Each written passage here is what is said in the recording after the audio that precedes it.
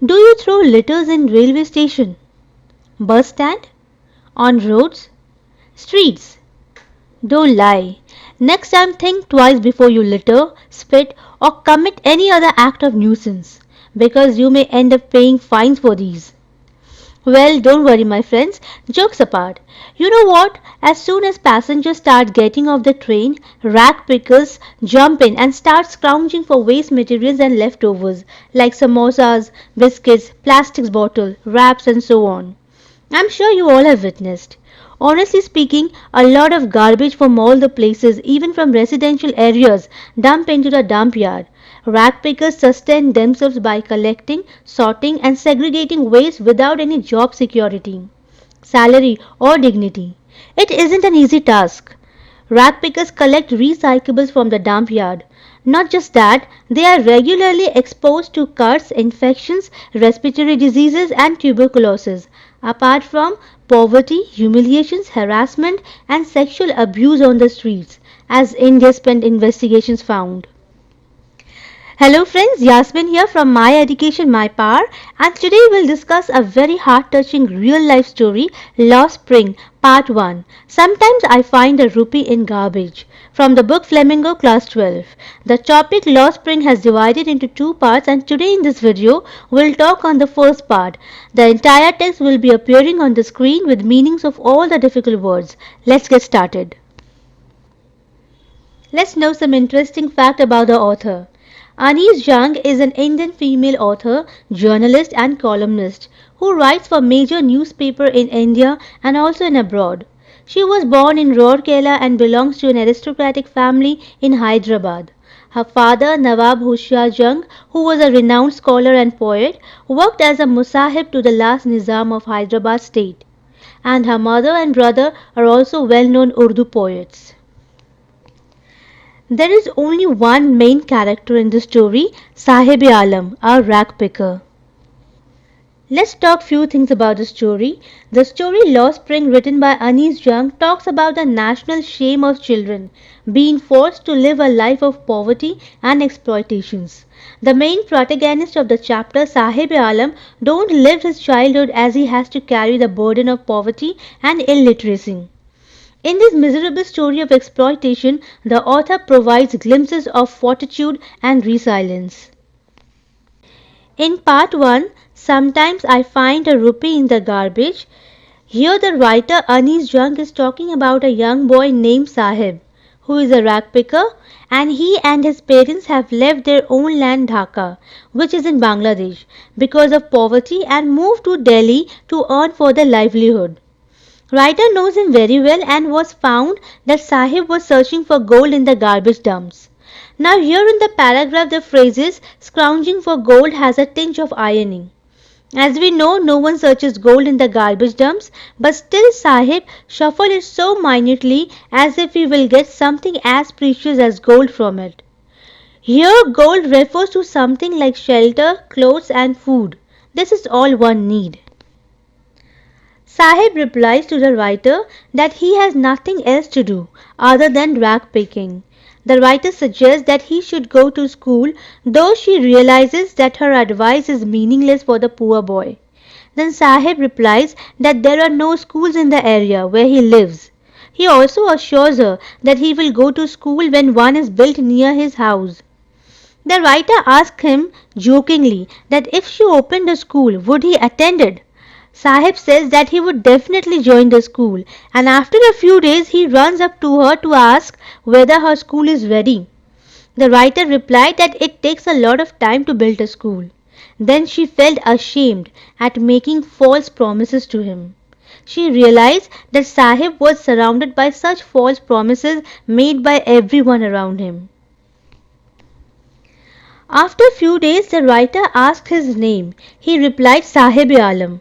The writer thought that the boy did not know the meaning of his name, and if he came to know that his name meant Lord of the Universe, he would not be able to believe it. His name was just opposite to his life. He went around the streets with a group of friends. It was like an army of boys who did not wear any footwear. They appeared in the morning like the morning birds and disappeared at noon. The writer could recognize all of them as she had been seeing them for the past few months. The writer asked one of them that why he was not wearing any footwear. The boy simply replied that his mother did not get them down from the shelf. One of the boys, who was wearing a different shoe in each foot, said that even if his mother would have given him the footwear, he would have thrown it away. He meant that the boy was not wearing footwear because he did not want to wear one. The writer asked the second boy the reason for wearing a different shoe in each foot. He did not reply and shuffled his feet as he tried to hide the shoes. A third boy spoke that he was eager to get a pair of shoes as he had never owned one all his life. The writer takes the example of the shoes to highlight the condition of these boys. They search the garbage dumps looking for such precious things. She further tells us that as she traveled across the country, she had seen many children walking barefoot. They reasoned that they were barefoot not due to lack of money, but being barefoot was a tradition for them. Perhaps they used it as an excuse to show their poverty. In this paragraph, the writer narrates a story told to her by a man from Udupi, a town in Karnataka. When he was a young boy, he would walk to his school. On the way, he would cross a temple where his father worked as a priest. He would stop at the temple and pray to God to bless him with a pair of shoes.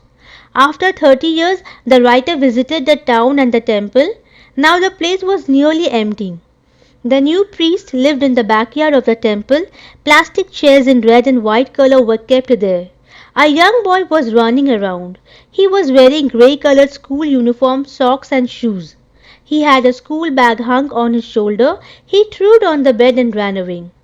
The writer wants to say that the financial positions of the priests at the temple had improved over the last 30 years. Now he could afford shoes for his children. She was reminded of another boy who got a pair of shoes and he prayed to the goddess that he may never lose the shoes that he had got. The goddess had granted his prayer as the boy never lost his footwear. Then she questioned to herself, is there no one to grant these rag pickers' prayers to be granted? The writer describes the area where these rag pickers live. Simapuri, located on the outskirts of Delhi, was very different from the capital of the country. In 1971, when these rag pickers had migrated from Bangladesh, the area had been a wasteland. Simapuri was still a wasteland, but now it was not empty, as almost 10,000 rag pickers lived in the poor and unhygienic conditions without any facilities. It was a piece of wasteland where the garbage of the city was collected. The rag pickers had been living illegally in Simapuri for the last 30 years. The politicians of the area have provided them ration cards and voter identity cards.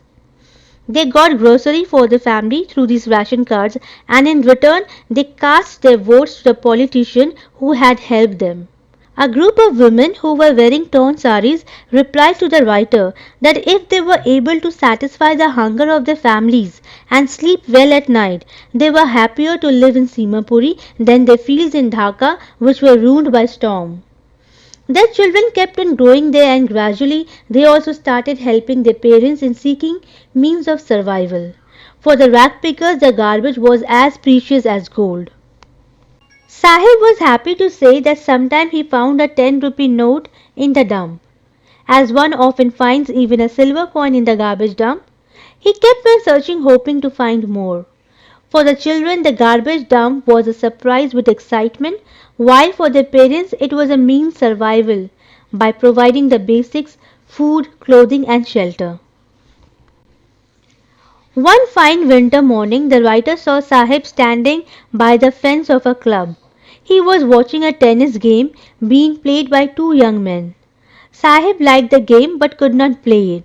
He told the writer that he went inside the club when it would be closed. He was allowed to take swings by the guard there. Then the writer saw that Sahib was wearing tennis shoes. They did not look appropriate with his dress, which was worn out and had faded. He told the writer that someone gave him the shoes. She, however, figured out that he had got them from a garbage dump. They must have been thrown away by a rich boy, as it was of no use to wear a torn shoes, or probably had a hole in one of them. On the contrary, Sahib was not bothered by this fact and had no problem wearing them as he could not afford anything better than that. He walked barefoot and to wear a shoe even with a hole was like a dream for him. But his desire to play tennis would never be fulfilled. One morning the writer met Sahib, who was on his way to the milk booth. He was holding a steel container. He told her that he had got a job at the nearby tea stall. He would earn 800 rupees a month and get meals too. The writer asked him if he liked the job, as she could see that he had lost all his liberty, as now Sahib was working for someone else and was carrying his master's container. He was burdened with responsibility. Earlier, as a rag picker, Sahib would carry his own bag and was his own master. Now he was no longer his own master. So, my friends, the story Law Spring deals with the deplorable condition of poor children who get forced to miss the simple, joyful moments of childhood because of the socio-economic conditions. These children are now given the opportunity of schooling and are compelled to start working early in life. The author Anis Jung strives hard to eliminate child labor through her book. She propagates the education of children and enforcement of strict laws against child labor by the government. The message is to put an end to child exploitation and let all children enjoy their days of spring and joy. Let's have the summary. The first part talks about the writer's impressions about the life of the unfortunate rag pickers. The rag pickers migrate from Dhaka and find a settlement in Simapuri. They end up losing their fields and homes due to storms.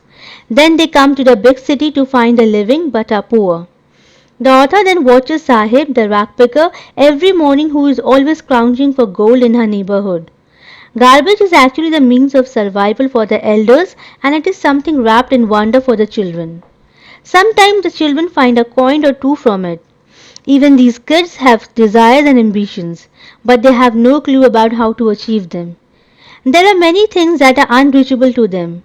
For instance, shoes, tennis and similar stuff. Later on Sahib starts working at a tea stall where he earns 800 rupees and also gets to eat all the meals. But the job takes away his freedom.